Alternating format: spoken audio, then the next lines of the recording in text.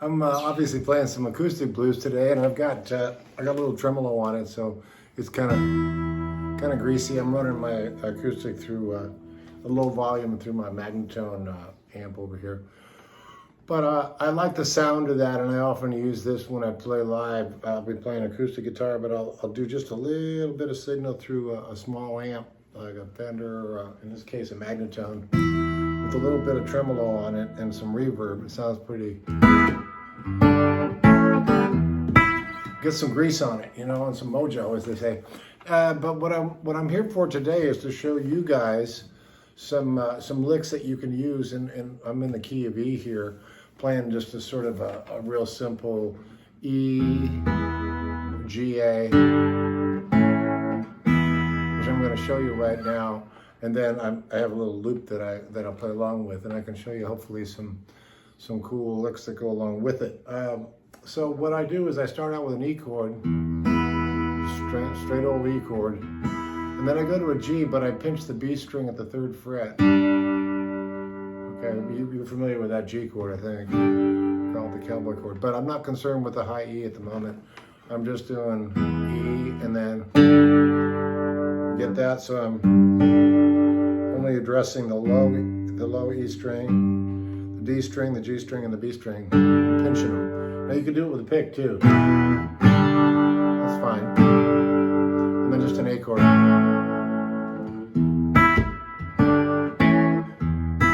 Sounds like Green Onions by Booker T. But of course it's a guitar version without the keyboards, the Hammond organ and all that. But the point of this is it's a nice little swing thing that can get you in the mood for playing acoustic blues over it. So you're playing this.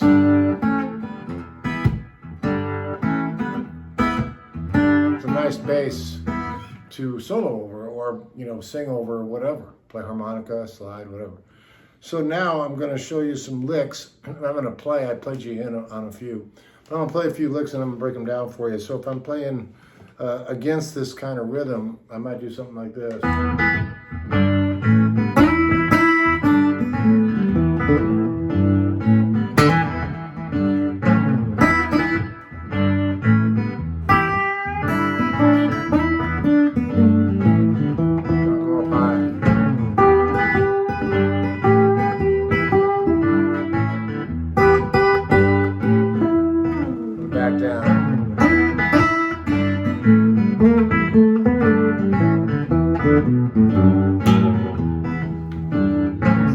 So what am I doing there? Well, let's start out with I'm playing a minor, E minor blues progression, sort of a scale like.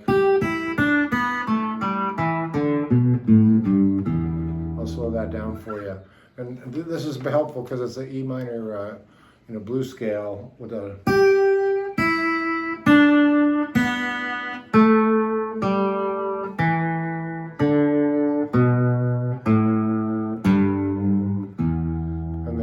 There's some other blue notes in there that I'll add to it in a minute. But I wanted to get you familiar with just playing that minor blues scale around these kind of changes. What's cool about this, you can play them over the changes.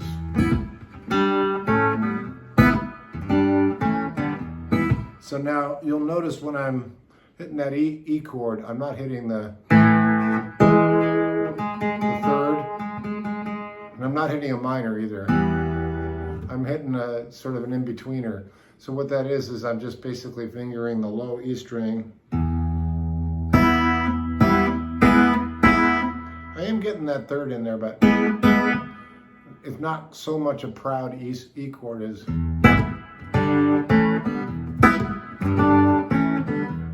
So I'm not committing to that minor or major so much as almost a modal sound. I'm not going. Even though it is in truth an E major, I'm accenting the high string and the low string, the high B and the E and the low E. That's kind of my voicing. And what that does is it kind of emphasizes the voicing of the E, G to A in a way that's it's ascending and descending at the same time. So.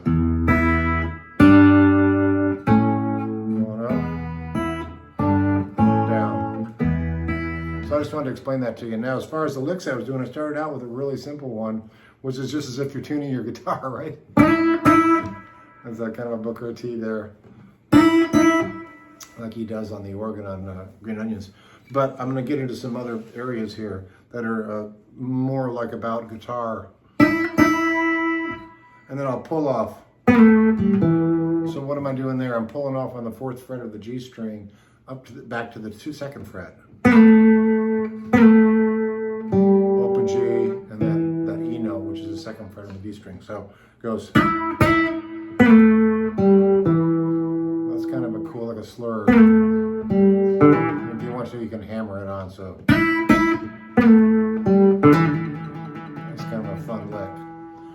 So there's lots of versions of that I'll show you, but as we want to go up higher to kind of make the song build, and I've shown you guys this lick I think before, but I go up to the 8th fret on the G string, 2nd finger, 7th fret on the high E string, and I kind of wiggle it. And that works great against the... Then I land on this E note, okay, which is the 9th fret of the G string with the 3rd finger. We could go. I like the sound of the fat string. So what we got there is basically 2 licks going on. You got, okay, that's pretty cool. That works every time. And then phrase that any way you want, you can go. You want to make it rhythmic though. Okay, now I'm going to show you how that works in context of this loop. Yeah.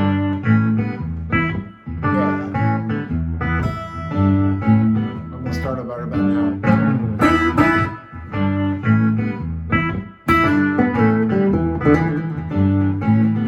Do it a couple different ways.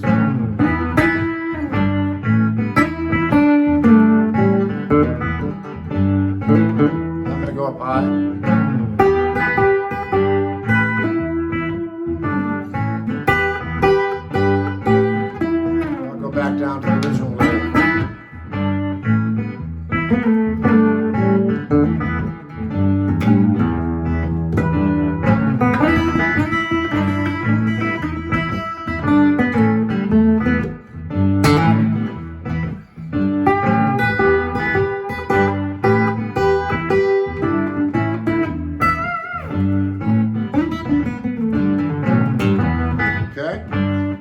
So now you've got, basically I don't want to go too deep and too much in this one lesson because I'm gonna actually do a series of these. But if you want to hit me up at jimmydillon.com/free, I got a whole bunch of stuff that you can grab and play with if you like it. And a ton more. I've got some courses on acoustic blues and beyond. So I just wanted to share that little, those 2 cool licks that you can do over this change, and hopefully you can grasp that rhythm. You can do it slower too if you want. John Lee, what do you think about that? It's John Lee Hooker up there. We did a duet together back in the day. He always watches over me. So anyway, that's some cool acoustic blues licks. Again, I have a little bit of tremolo work and a little bit of reverb, which I like acoustic guitar, even if you're playing an acoustic gig where it's through the PA. I like a little, I got this from, I was watching John Leventhal. He played with Ry Cooder recently, or not that recently, a few years ago with Roseanne Cash. And I noticed John played his acoustic, I think it was a Martin or a Gibson. He played it through the PA, but then he had it ever so slightly through a small Fender with some verb and tremolo. God, it sounded perfect. It was just right. Not overly done, but just a little flavor in there. So there's a tip for you. Okay, we'll see you down the road, and stick around. Hit me up. Love to hear your comments. All right.